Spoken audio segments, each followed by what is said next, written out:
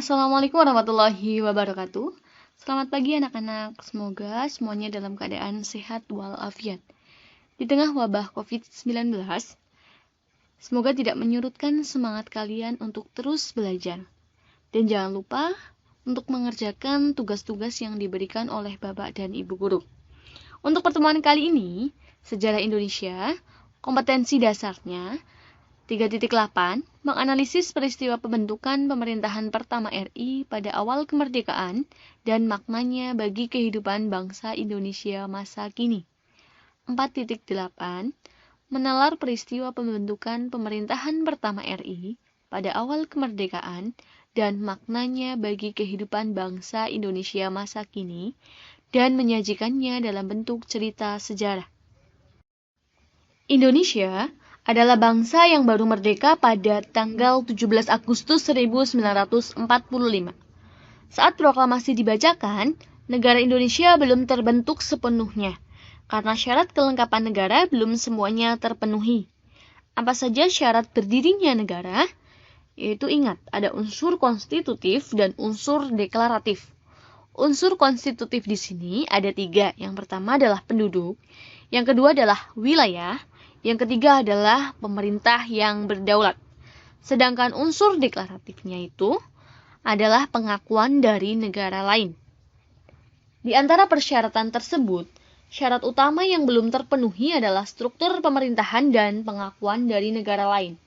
Karena proklamasi kemerdekaan Indonesia itu tidak mengundang secara resmi berbagai duta besar dari negara lain. Karena memang sebelum proklamasi, pemerintahan yang ada adalah pemerintahan Jepang.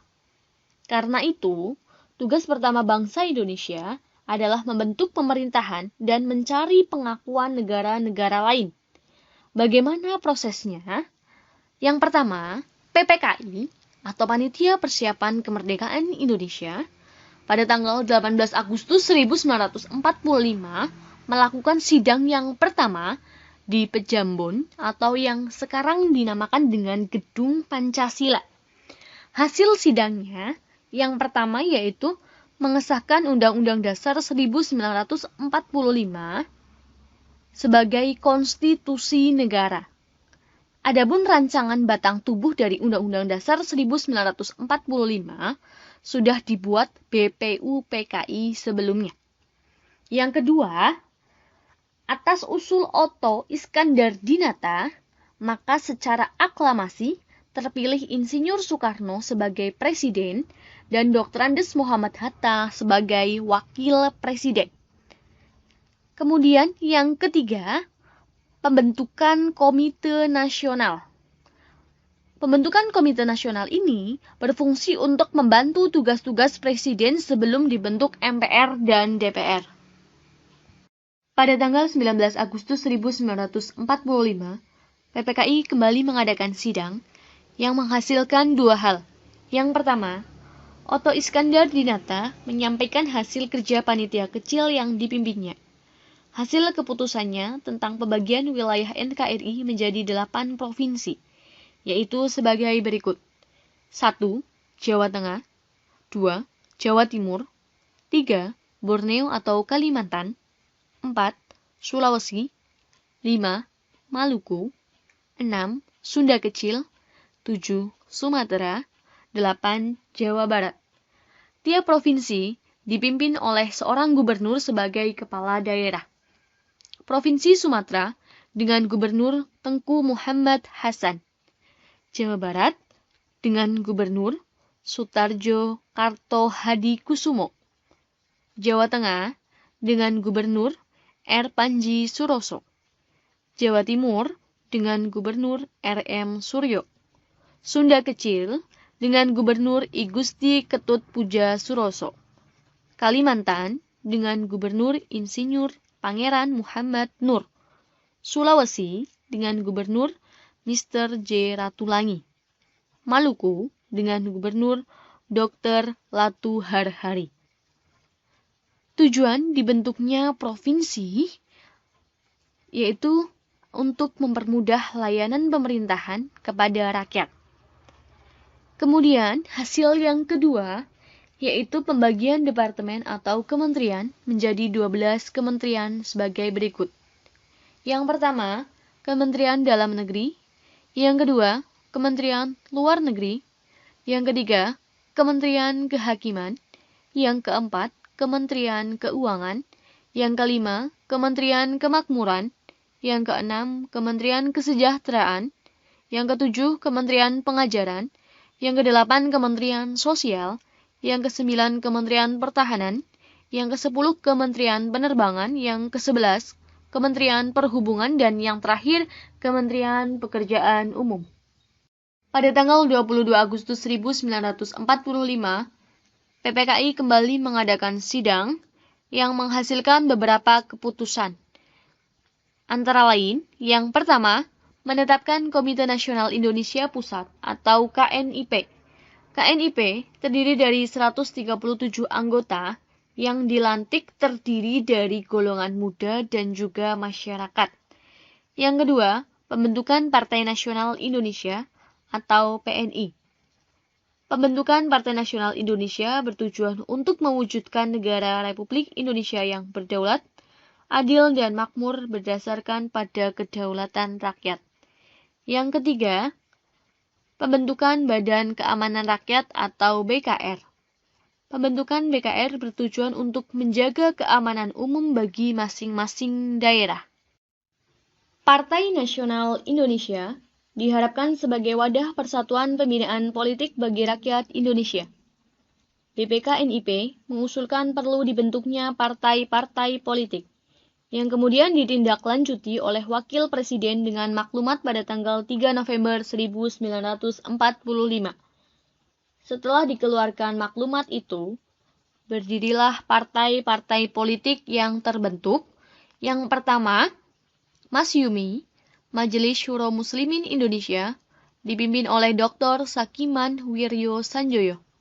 Yang kedua, PKI, Partai Komunis Indonesia, dipimpin oleh Mr. Muhammad Yusuf. Yang ketiga, PBI, Partai Buruh Indonesia, dipimpin oleh Nyono.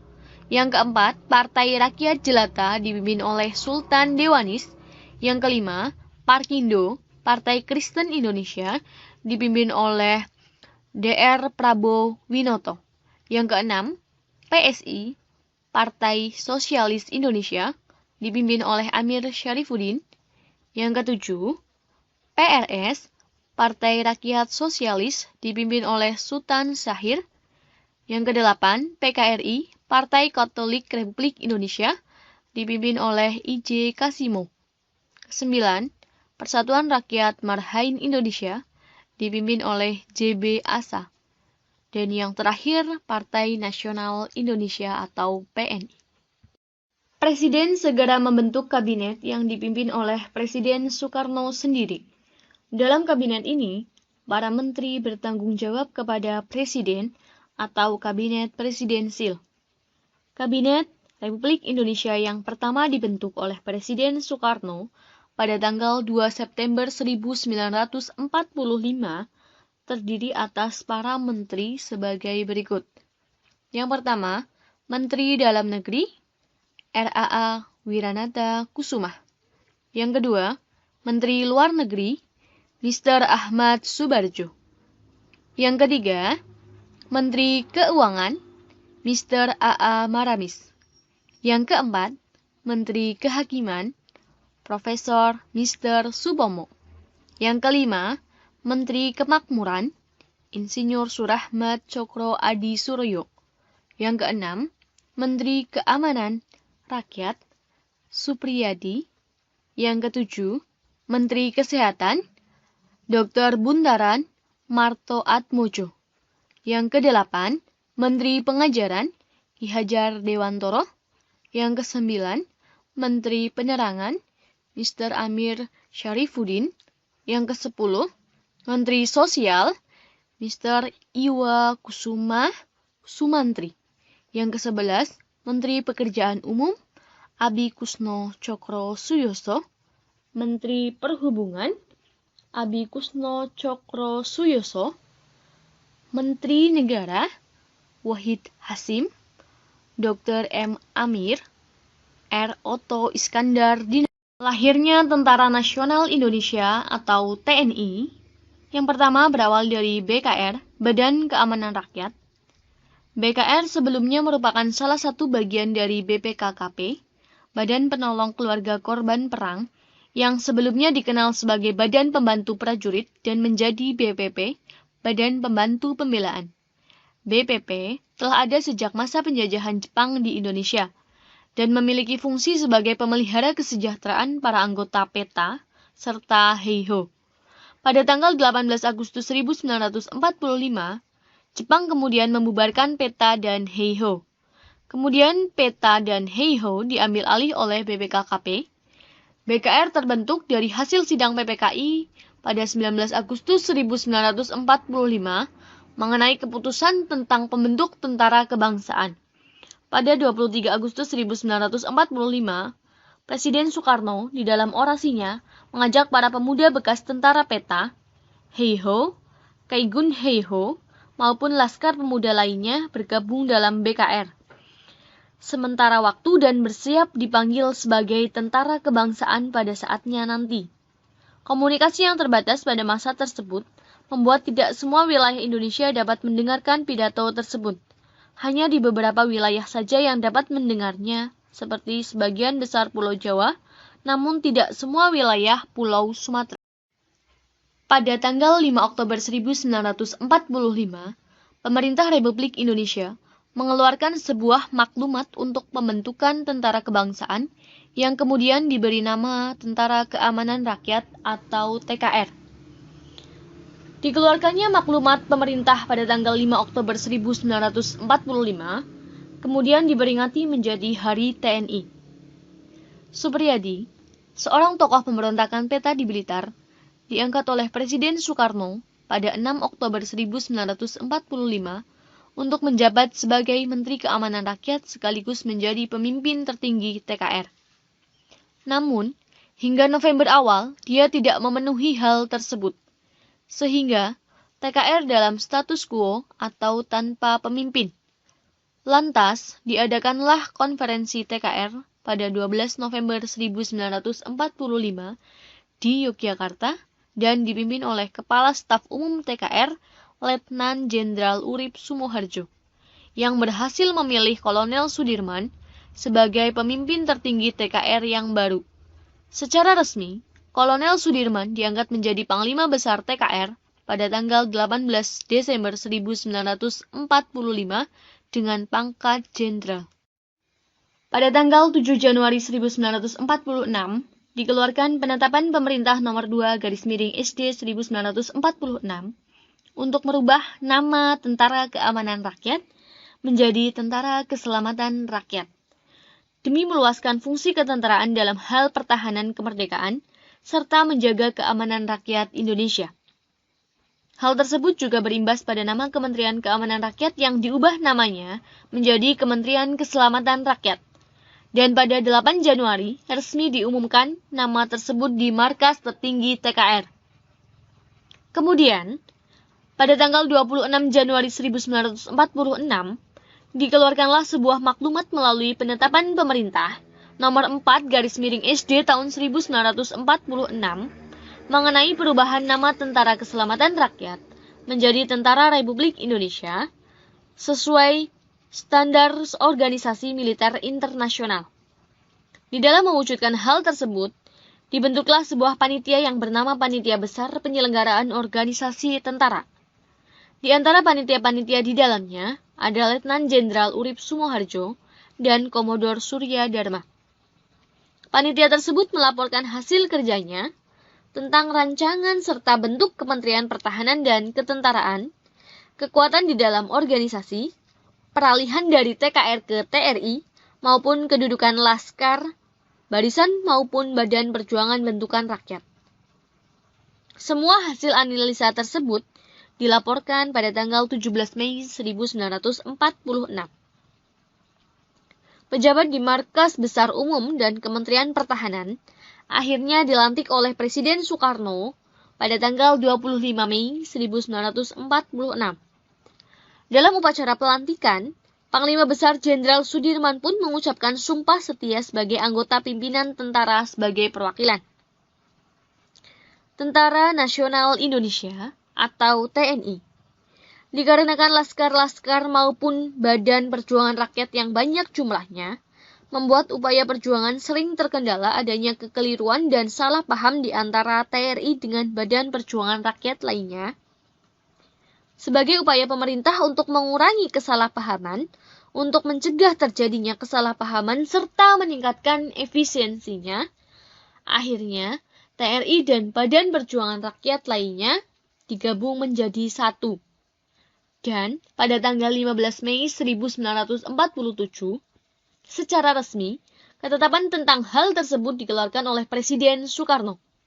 Selain meresmikan penyatuan TRI dan Laskar Perjuangan Rakyat lainnya menjadi satu organisasi ketentaraan yang bernama Tentara Nasional Indonesia, pada tanggal 3 Juni 1947, Presiden Soekarno juga menetapkan tentang susunan tertinggi TNI. Jenderal Sudirman, yang kemudian dipercaya menjadi kepala pimpinan TNI, membawahi beberapa anggota lainnya, di antaranya sebagai berikut.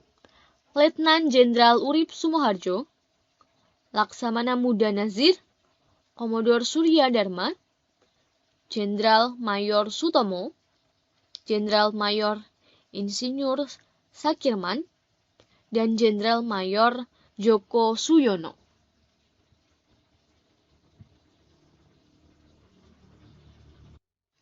Demikian tadi penjelasan KD 3.8.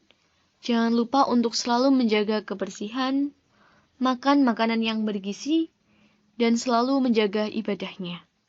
Semoga penjelasan tadi bermanfaat. Terima kasih. Wabillahi taufiq wal hidayah. Wassalamualaikum warahmatullahi wabarakatuh.